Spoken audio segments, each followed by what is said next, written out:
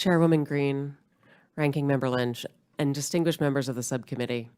My name is Catherine Marr, and I'm the President and CEO of National Public Radio, and I welcome the opportunity to discuss the essential role of public media in delivering unbiased, nonpartisan, fact-based reporting to Americans. Americans listen to public radio as they commute, as they work, and in the kitchen as they cook with family. Nearly 100% of Americans live within range of a public radio station.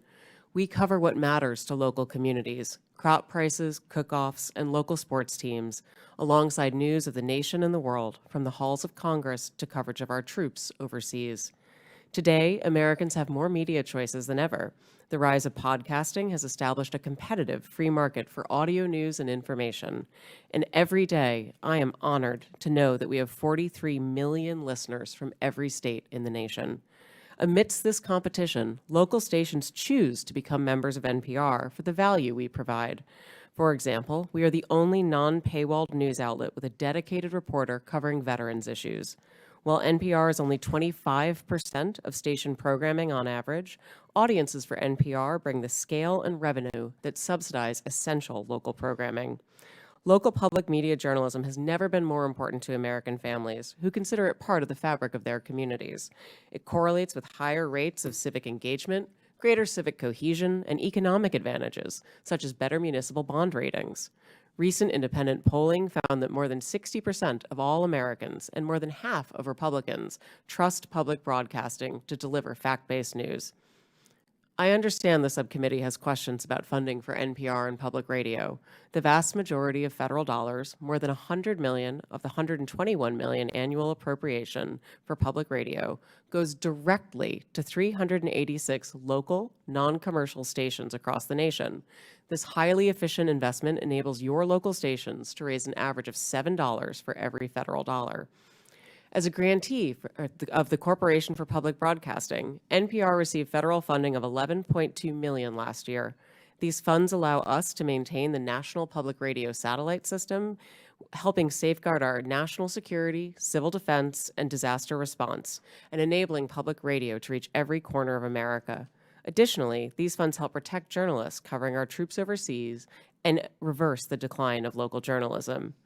As a recipient of federal funds, it is our responsibility to answer legitimate questions about why public funds should go to NPR, whether we are truly committed to serving all Americans, and whether the institution is an effective steward of taxpayer dollars. I hear, respect, and understand your concerns regarding bias and whether public media is relevant in a commercial landscape, and I'd like to spend a minute sharing with you my actions to address your concerns. First, it is critical for NPR's newsroom to operate with the highest journalistic standards.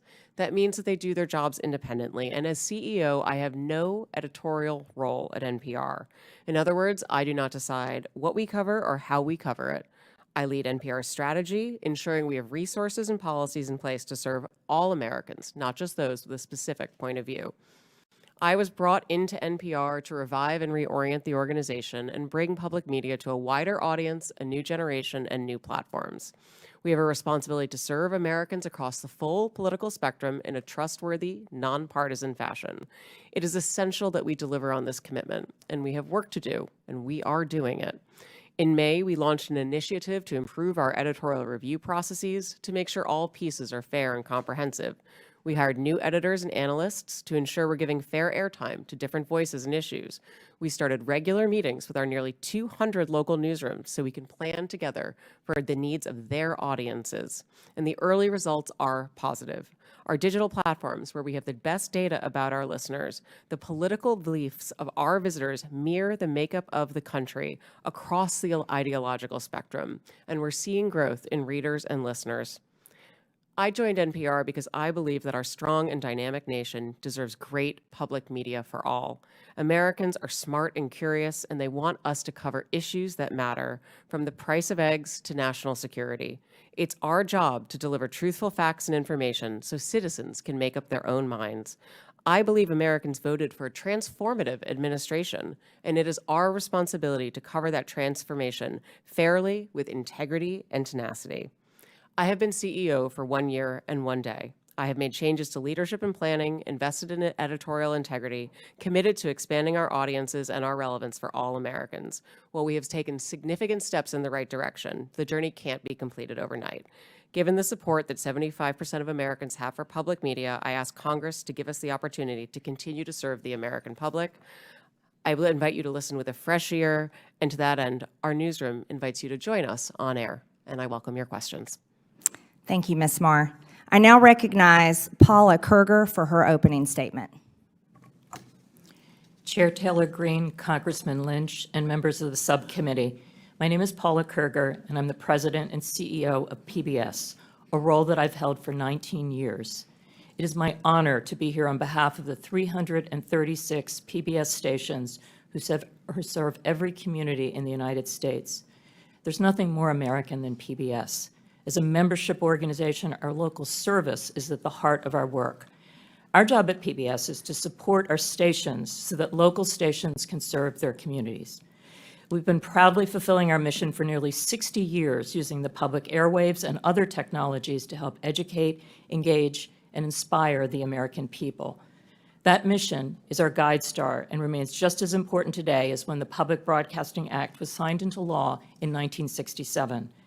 PBS stations provide something that cannot be found on commercial networks. This is because PBS stations are focused on the needs and interests of the viewers they serve.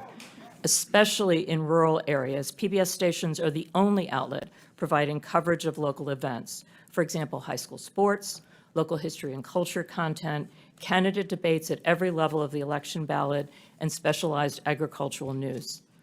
Local stations also partner with other community organizations to address issues of concern like veterans affairs and the opioid crisis.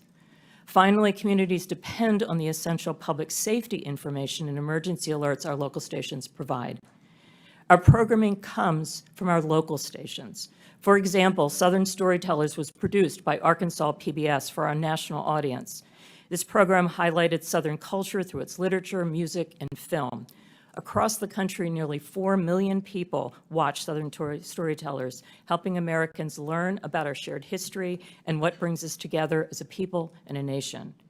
Our stations pool resources to invest in programming that will benefit all Americans, ranging from history and science to art and music. For example, Firing Line with Margaret Hoover creates a forum for people with a wide range of views to respectfully share ideas. While programs like Independent Lenses, Matter of Mind, My Alzheimer's explores the challenges facing many American families. And we celebrate what makes our country great. A Capitol Fourth and the National Memorial Day concert honor our nation's ideals, our service members, and our veterans. Looking ahead, we will mark our nation's 250th birthday with the Landmark Initiative, headlined by a new major series from Ken Burns, The American Revolution. Our educational programming for children is one of the most important aspects of our service to the American people. I strongly believe that the programming we offer to prepare children for the future is the most essential work that we do. Today, more than half of all preschool-age children are not enrolled in pre-kindergarten programs. Our content has helped tens of millions of children prepare for success in school and in life with free programming that is available everywhere children are, on air, online, and in the classroom. Our educational programming is backed by scores of research studies showing that our programs like Daniel Tiger's Neighborhood and Super Why help kids develop essential skills like reading, math, and problem solving. We are proud that nearly 9 out of 10 families agree that PBS is the most trusted, safe, and educational media brand for children. Because our programming is free and universally available, we are able to reach more low-income families than any other media company. In fact, our viewers overall reflect the wide variety of communities we serve. Our audience mirrors the overall U.S. population with respect to education, income, and geography. Each month, over 160 million television and online viewers explore the world through our trusted content. And more than 3/4 of Americans feel that PBS stations provide excellent value to their communities. For over 2 decades, the American public has consistently ranked public television as one of the best investments the government makes. More than 70% of the CPB funds from Congress go directly to our stations. And for every dollar of that vital seed money, local stations raise 7 to support their work. This is one of the best, most successful examples of a public-private partnership. When I think about the need for our service, I think of a man I met during a visit to a local station in Nebraska. He was a rancher with young children, and he drove hours to attend a local station event. He pulled me aside and told me this: we need PBS. We don't live near a preschool. My children have learned to read watching PBS shows, and the shows we watch on PBS are our connection to the rest of America. That is why PBS and the 336 local stations in your communities do what we do.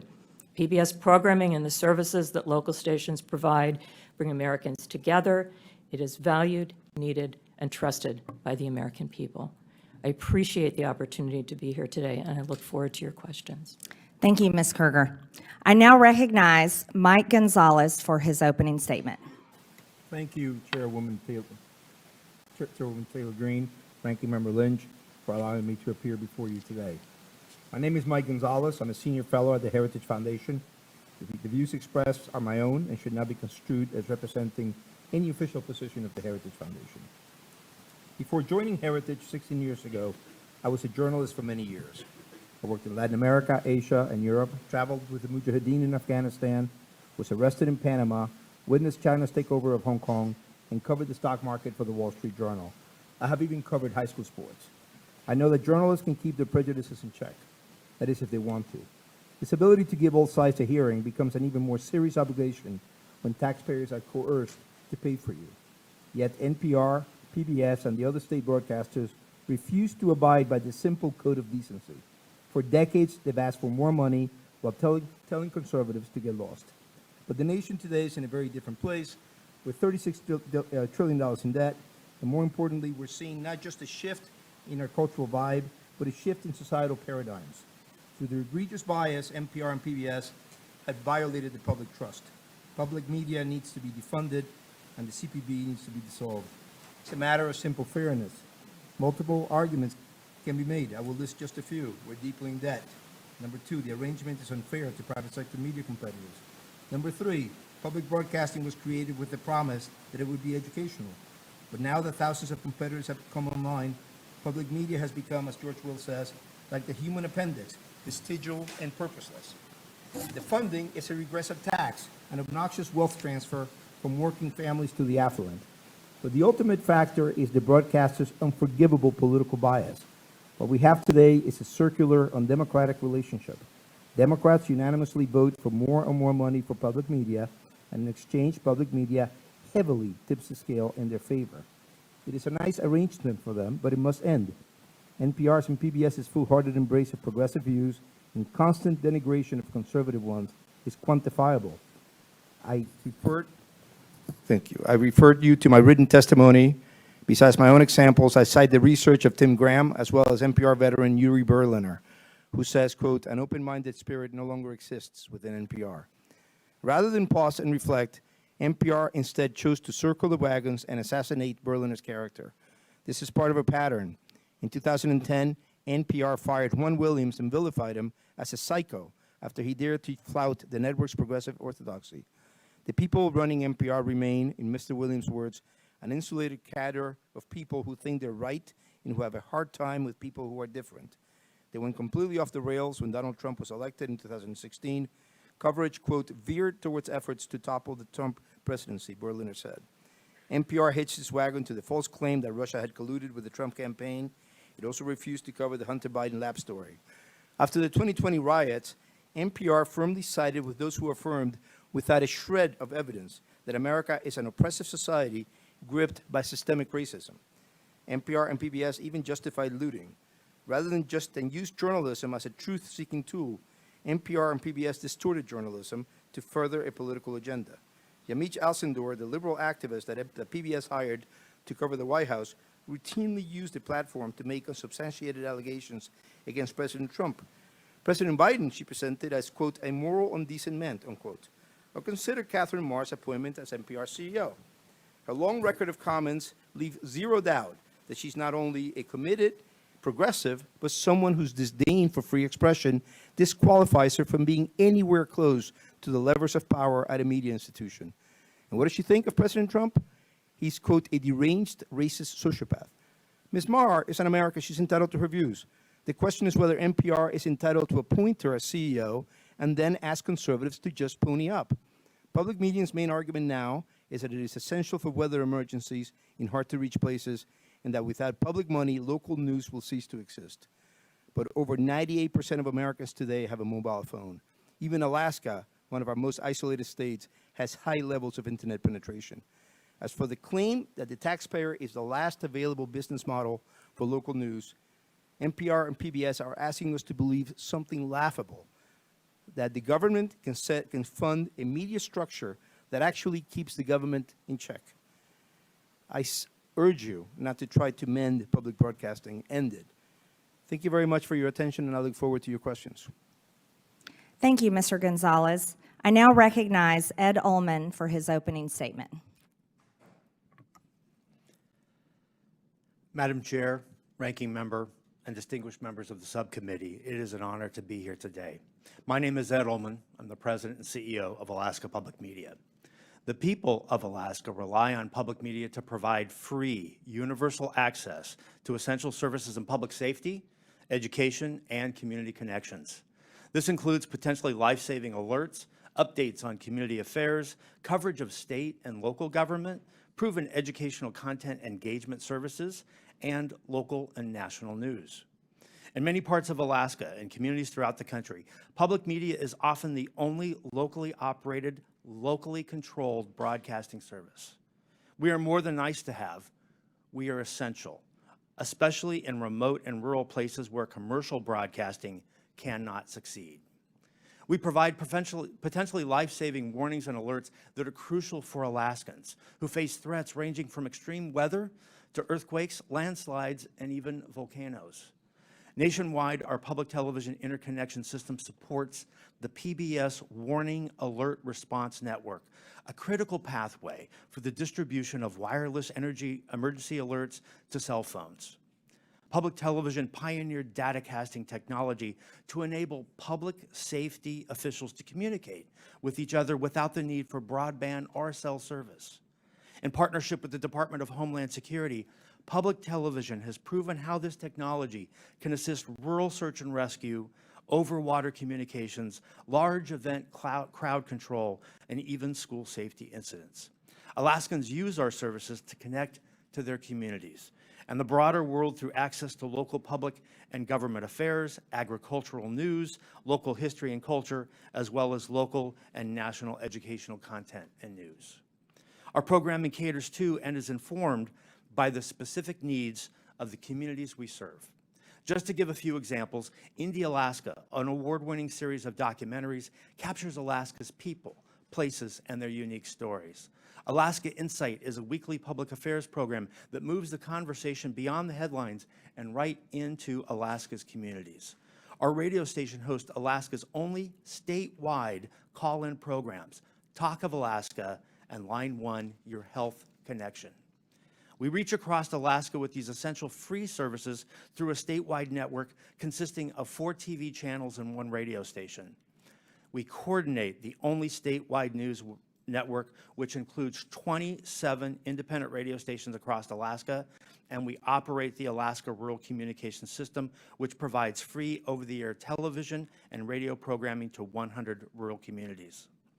Alaska Public Media is one of more than 360 locally controlled and operated public television stations and over 1,000 public radio stations throughout the country that provide critical services to address the broad range of interests and views of our local communities. These stations collectively reach nearly 99% of the American public, regardless of zip code or income level. This nationwide service would not be possible without federal support. Today, over 70% of the federal funds for the Corporation for Public Broadcasting go directly to stations just like ours. Our system leverages this crucial seed money 7 times over in highly efficient public-private partnerships. Reducing or eliminating federal funding would be devastating and could cause the closure of many stations, especially the most rural and remote. Our highest costs come from maintaining broadcast and IT infrastructure, local programming, and community engagement, all of which would be in serious jeopardy without federal funding. Cuts to our national partners, PBS and NPR, would have a similar impact. particularly in small and rural markets. The broad range of news and educational programming that we receive from these organizations is popular with Alaskans. Without this national content, we would receive less local support, endangering the local services we provide. This national local model efficiently leverages economies of scale and allows us to provide the unique mix of local programming and national content that Alaskans want. Congress's support for the mission of public broadcasting to provide every American access to free, non-commercial quality educational programming remains critical. It allows us to connect Alaskans with each other and with our neighbors in the lower 48, and to connect the nation with us. I urge Congress to maintain federal funding for public broadcasting to ensure that local stations around the country can continue to provide essential services to their local areas. I welcome your questions. Thank you, Mr. Ullman. I now recognize myself for 5 minutes of questions. Ms. Marr, your public statements and social media posts reflect left-wing ideology and blatant opposition to free speech. After all, you were the head of Wikipedia for many years, which is a platform that doesn't tell the truth. Let's walk through some of your statements so the public can understand your personal views. You said your fellow Americans just elected Donald Trump as president again this past November. You called him a deranged racist and sociopath.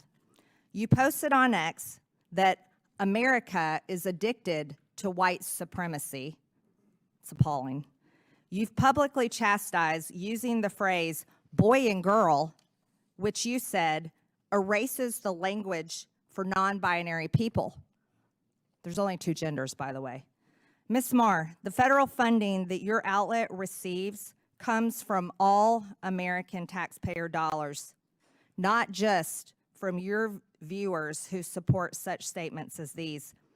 Let me inform you, and that your federal funding is also paid for by the other half of the country, the 77 million Americans who voted for President Trump, someone you called a deranged, racist sociopath.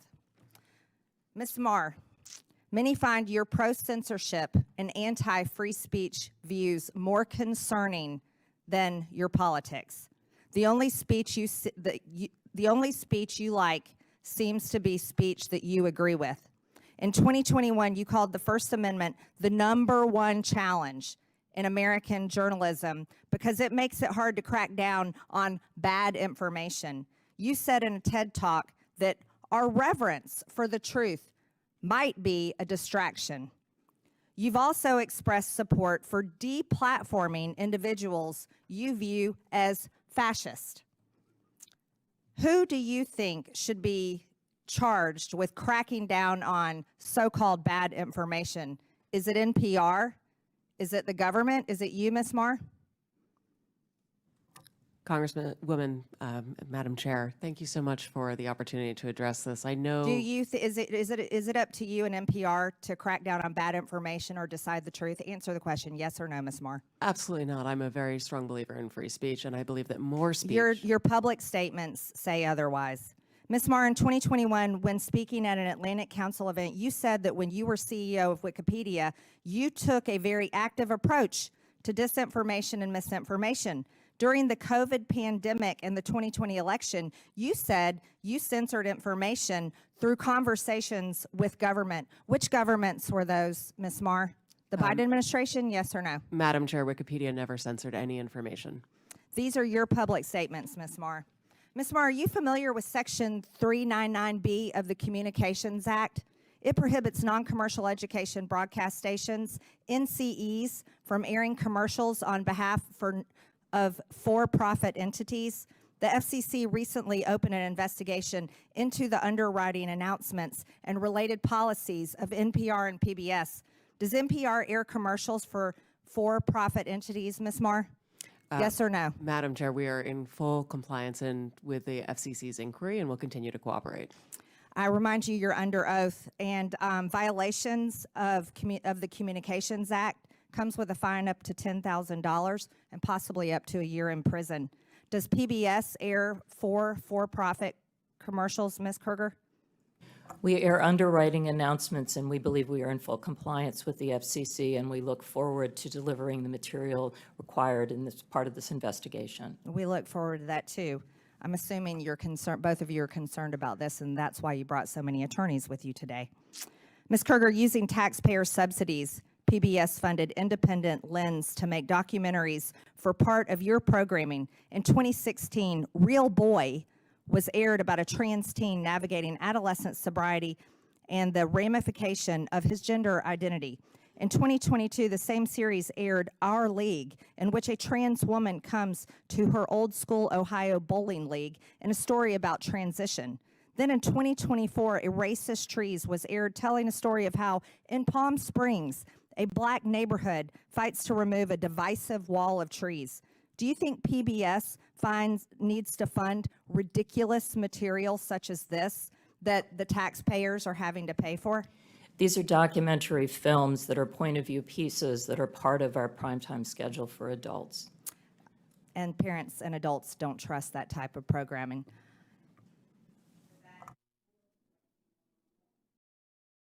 Thank you, Madam Chair. I ask a unanimous consent to enter into the record this letter from 72 public radio stations serving rural communities across the country, where they emphasize how important federal funding is to the ability to provide vital public safety information. Without objection, so ordered. Okay. I also have a similar letter from Georgia, from the Georgia PBS NPR station, also asking for consideration for federal funding. Without objection, so ordered. Thank you. Ms. Kruger and Ms. Marr, can we talk a little bit about the educational service you provide for children of low-income families and how that is received, and the trust that you've generated among families in that situation? Yes, a significant part of our broadcast day is devoted to programming for children. We focus on preschool.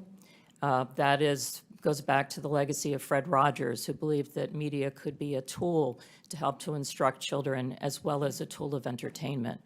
Our programming is focused on core skills that kids need to develop before they enter school, in math and in learning numbers and in learning letters, so that kids that don't have the opportunity to be in a formal pre-K program have a chance to walk into school for the first time on equal footing with kids that have more opportunity. And that's the heart of what we think about in the programming that we develop for kids. Now, I know you've done some, well, independent groups have done assessments on trust, the trust factor that parents have on PBS Kids, which is one of your most popular services. Can you talk about that? Yes. Where did you come in terms of the comparison to other stations? Yeah, we are the most trusted media brand. In fact, Parents Magazine this week just ran the results of a study that was done on Daniel Tiger's neighborhood, actually looking at 16-year-olds that remember some of the basic skills they learned as small children. And what we're focused on is to make sure, again, that every child has the opportunity to learn and be excited about the world around them when they enter a school for the first time, and to give them those core basic skills that we can see they carry forward in life. Ms. Marr, I'd like you to focus on the work that public media is doing in relation to public safety communications. How important is this function of public broadcast media, particularly, I'm talking about the most rural, most remote communities in this country? Thank you so much, Congressman. We are part of the National Next Generation Warning System, for which we've received a significant investment over the course of the last few years, and many thanks to Congress for supporting that appropriation. Our stations are busy implementing that across the nation. We also are part of the the statewide emergency plans for more than 20 states. you'll see the importance and value of public radio in particular when we face extreme weather. For example, whether in Ashland, North Carolina recently, Blue Ridge Public Radio was the only news information source available for nearly 2 weeks as people struggled with outages of water and electricity, and certainly outages of cell phones and internet. Recently as well, my colleague from Alaska would be able to speak to Raven Public Media, which had a very similar experience of 2 weeks of outages in which the local media station was again the only source of information for that community. When everything else goes down, public radio is there, available to first responders to be able to communicate directly about issues of harm and ensure the public has access to vital, critical information. Now, I mean, there's a lot of information out there, a lot of stations out there, but we're talking, what's the difference here when you have a paywall-free, non-subscription access for some of these communities? I think it makes all the difference in the world, sir. We recently, as I mentioned in my opening statement, we're one of the only publications in America that has a dedicated veterans beat and the only one without a paywall. I'm always struck by something that our veterans reporter told me, which is that a mother of one of our troops deployed overseas came to him and said that for the first time in 9 months, she'd heard his son's voice. That's something that I believe only public media can do, and it can only do that because it is available to all Americans without any barriers. Thank you. Madam Chair, I yield back. I now recognize Chairman Comer from Kentucky for 5 minutes. Thank you, Madam Chair.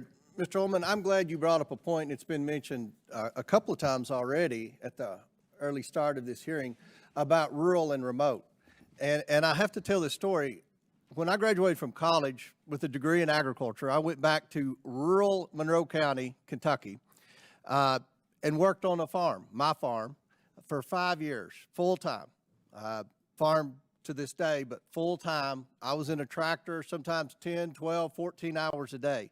And I listened to the radio, and the only radio station I could get that had news was public radio. So I listened to as many hours of public radio as anyone on this panel, I can assure you. And it was a great service. That was 30-some years ago. Today, in that same remote area, I mean, you've got Sirius XM, you've got podcasts, there's internet access now. There's a whole menu of media options now. So, but over time, and I still occasionally listen to NPR because I just want to hear what they have to say. And I don't even recognize the station anymore. It's not news. I feel like it's propaganda. I feel like there's disinformation every time I listen to NPR.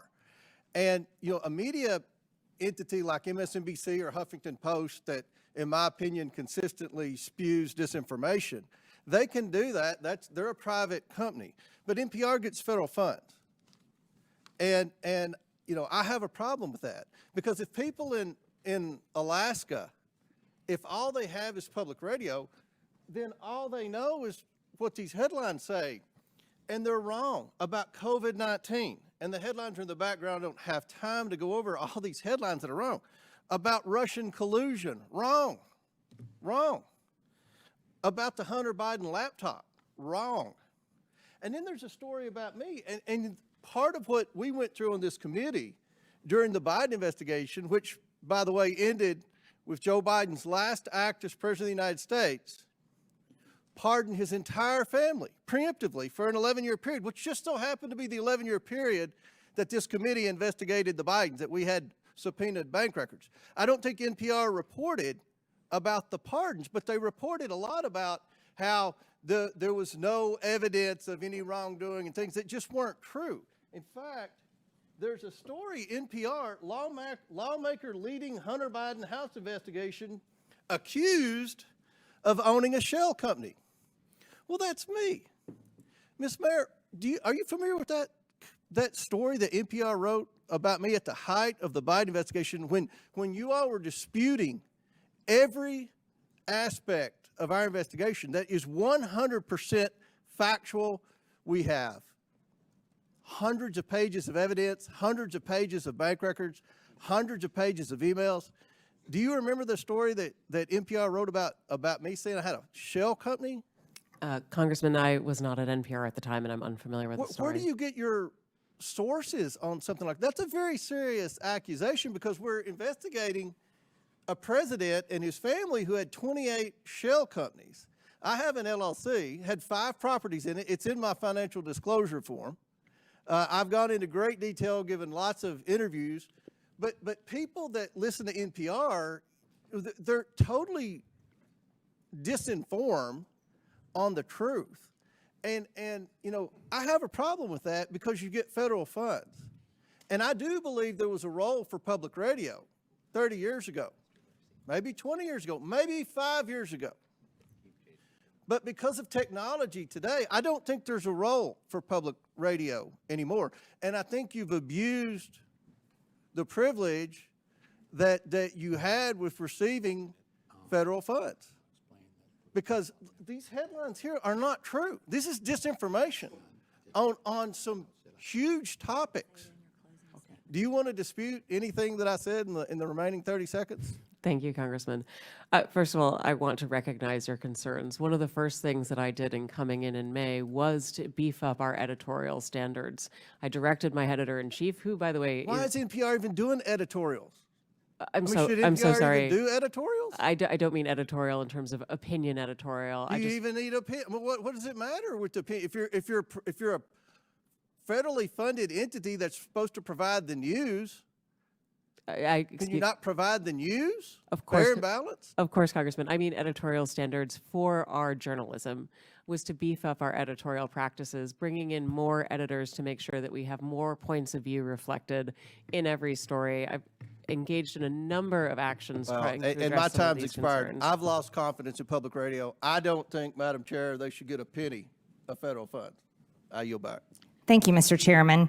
I now recognize Mr. Garcia from California for 5 minutes. Well, thank you, Madam Chairwoman. I want to first begin by thanking all of our witnesses that are here today. I know that there's a lot we should be discussing right now at this hearing. We've, of course, had some pretty shocking security breaches that we're just learning about through a lot of our national security officials. We know that Pete Hegseth should be removed from office or should resign. We have Donald Trump, who, of course, is crashing the stock market. He's taken away millions of programs and hurting people across this country to fund tax giveaways to billionaires. And our constituents can't access their Social Security benefits. Now, I think actually Chairwoman Green supports everything that the Trump administration is actually doing. So instead of a serious hearing, we're here to attack NPR and PBS. So let's get right into it. Now, Ms. Kerger, the American people want to know, is Elmo now, or has he ever been, a member of the Communist Party of the United States? A yes or no? No. Now, are you sure, Ms. Kerger? Because he's obviously red. Well, he is a puppet, but no. Now, that's not all. He also has a very dangerous message about sharing and helping each other. He's indoctrinating our kids that sharing is caring. Now, maybe he's part of a major socialist plot, and maybe that's why the Chairwoman is having this hearing today. But let's talk about somebody else. Let's talk about Cookie Monster. Now, we know that Health Secretary RFK Jr. is coming out against fast food and baked goods. Are we silencing pro-cookie voters? Yes or no? Ms. Kerger. But cookies are a sometime food. Well, thank you. And now, I agree with you. And let's also talk about the most important, maybe, character on Sesame Street. This is actually Big Bird. Now, Ms. Kerger, since Elon Musk actually fired USDA workers who have been working on the bird flu, does it make sense to also fire Big Bird? Yes or no? We would like to keep Big Bird. I completely agree with you. And now it gets even worse. Now, this is actually a tweet that Big Bird actually sent out about the COVID-19 vaccine, encouraging folks to actually get their vaccination, which, of course, we believe in vaccines. Now, perhaps the reason why we're having this hearing is because our chairwoman, Ms. Green, has actually said some really negative things about getting vaccinations.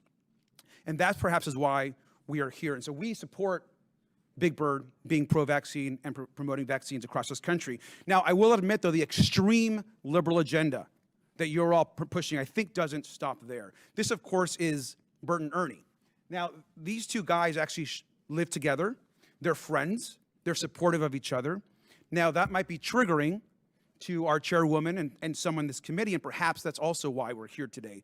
Ms. Kerger, an important question. Are Bert and Ernie part of an extreme homosexual agenda? No. Thank you, Ms. Kerger, and thank you for being a good sport. Now, I'm obviously using some humor here, but the fact that we're sitting here today talking about defunding public television is actually not funny. At a time where we can't agree on basic facts, and while the free press is under attack, we need public media like PBS and NPR more than ever. A large majority of Americans say they trust PBS. And that's exactly why extremists are trying to tear it down.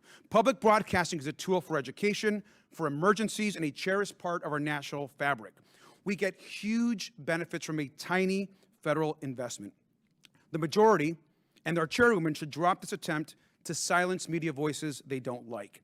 So the message, I think, today is very, very simple. If we're going to get rid of any puppeteers, we should get rid of the one that's actually controlling Donald Trump. Fire Elon Musk and save Elmo. And with that, I yield back. I now recognize Mr. Cloud from Texas for 5 minutes. Thank you, Chairwoman. NPR fancies itself as a nonpartisan news outlet, public information outlet. Even says that we should consider all things. All things are considered, yet their history of political bias has shown that there are a number of things they have not considered. They asked us not to consider that the Hunter Biden laptop was real. They dismissed what was always the most probable theory of the COVID lab leak from Wuhan. They interviewed Russia collusion hoaxer Adam Schiff 25 times, who claimed to have a vault of information in his office leading to the impeachment of President Trump, which of course we now know was all fraudulent. I'd like to submit for the record an article by Uri Berlinger. I've been at NPR for 25 years. Here's how we lost America's trust. Without objection. So NPR, unfortunately, has lost much of the audience that they used to have, and now they have a very partisan audience because of this.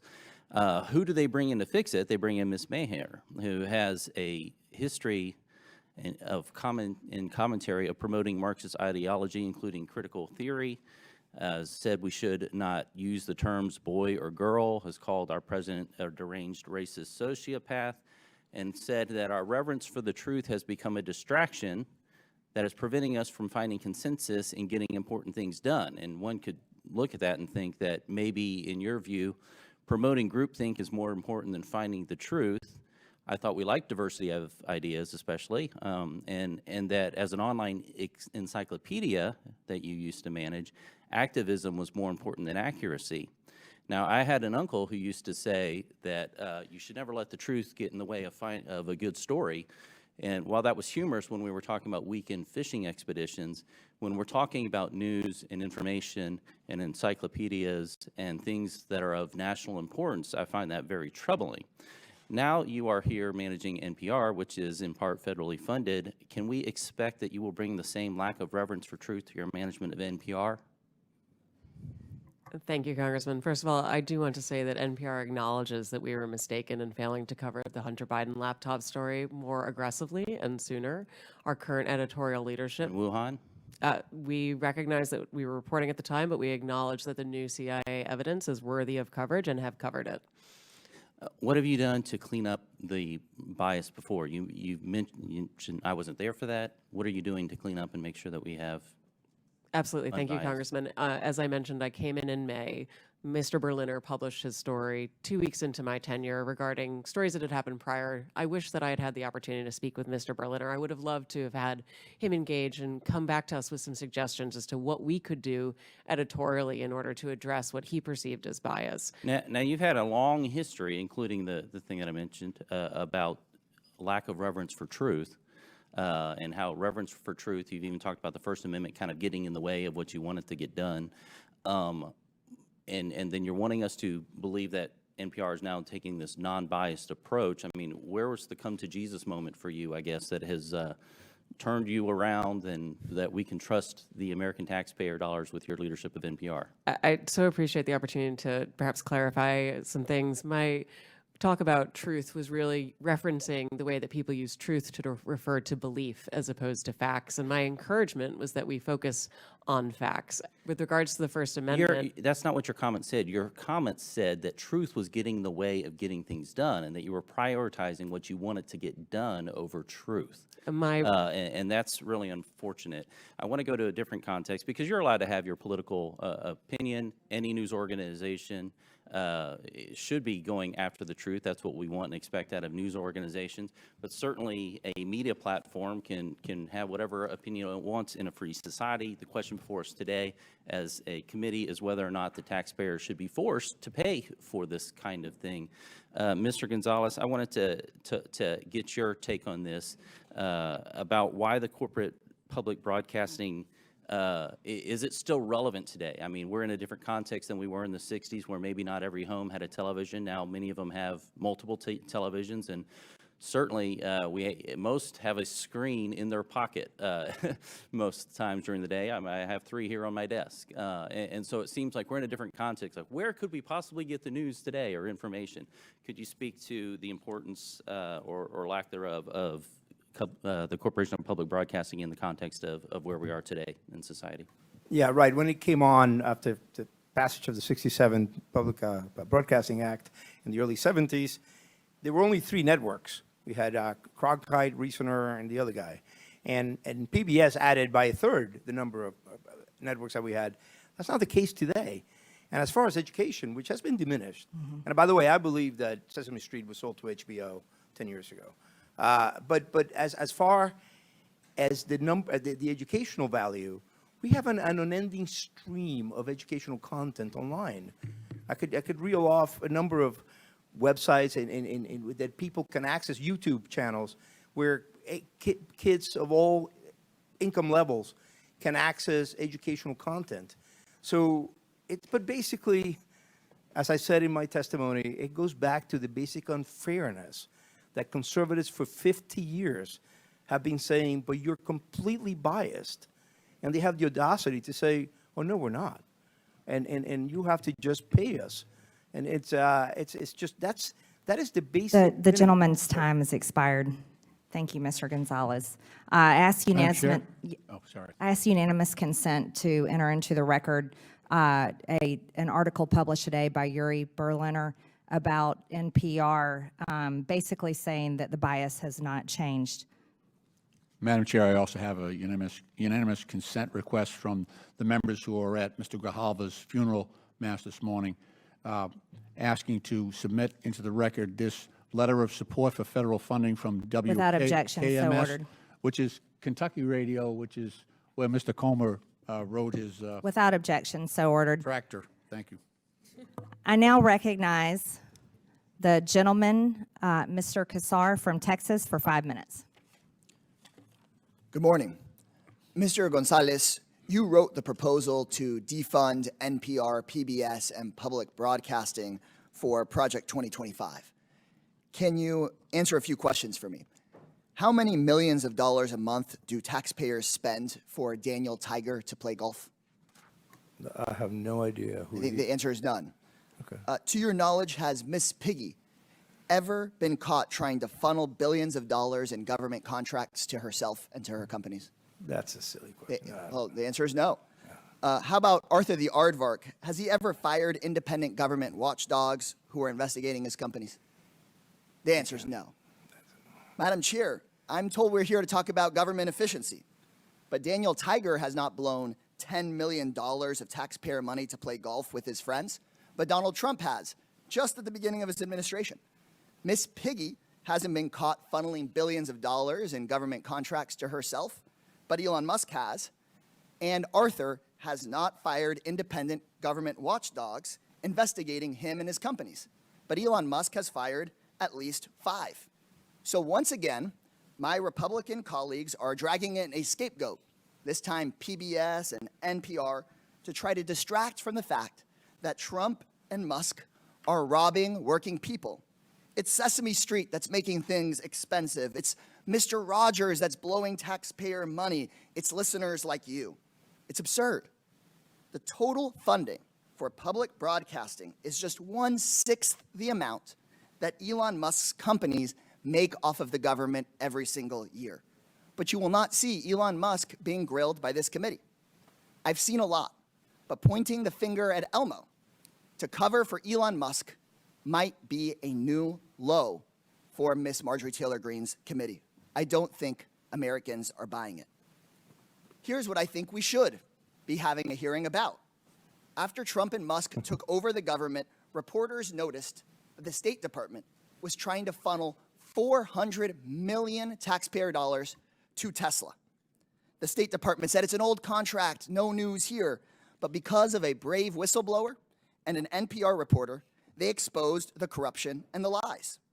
Madam Chairwoman, if we want to look into waste, fraud, and abuse, why not look into that? Elon Musk, who's running cabinet meetings, who's running the White House, was trying to funnel money to himself. So let's stop investigating Cookie Monster and start investigating how the Trump administration lied about this and was trying to funnel money to their biggest political supporter. Maybe you're trying to defund NPR because they expose this kind of corruption.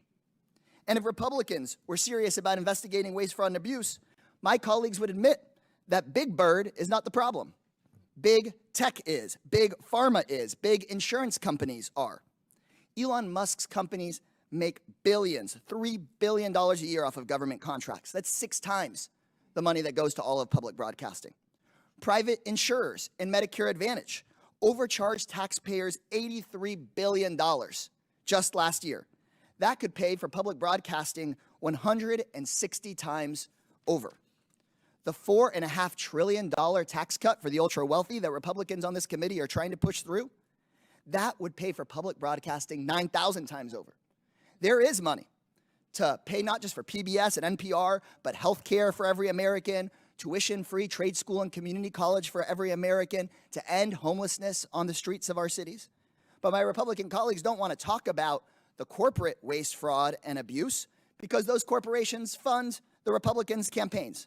So instead, they want to shut down educational programming for kids and their families, and they want to shut down local radio stations.